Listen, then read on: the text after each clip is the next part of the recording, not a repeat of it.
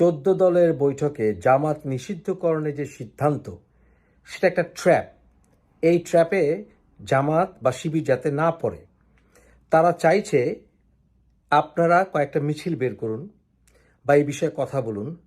তখনই যা করবে তারা তারা আপনাদের মিছিল, আপনাদের আন্দোলনের সাথে এই ছাত্র আন্দোলন মিশিয়ে ফেলবে এবং তখন তারা আরও হত্যা করবে।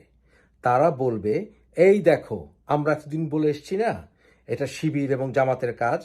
এই কথা বলেই এই বিষয়টা তারা স্টেপ নেবে। সুতরাং এই ট্র্যাপে পড়বেন না। আমি রিকোয়েস্ট করব, আমার যারা বন্ধু বান্ধব আছেন বিভিন্ন বিরোধী দলে, সেটা জামাত হোক, বিএনপি হোক, আপনারা এখন এই মুহূর্তে ছাত্রদের সাথে আন্দোলন করেন। জামাত হন, শিবির হন, চরমনাই হন, বিএনপি হন, যেই দলই হন, কিন্তু আপনাদের কোনো ব্যানারে মিছিল বের করবেন না। ব্যানারে মিছিল বের করেন, এটা ওরা চাইছে। এই ট্র্যাপে কিন্তু পড়বেন না, ভুলেও না। এই জন্যই তারা এই স্টেপটা নিয়েছে। সুতরাং এরা, এই আওয়ামী লীগ, ওরা চাইছে আপনারা রিয়্যাক্ট করেন। আপনাদের রিয়াকশন এবং ছাত্রদের আন্দোলন মিশিয়ে তখন তারা তাদের গণহত্যাকে জাস্টিফাই করার চেষ্টা করবে।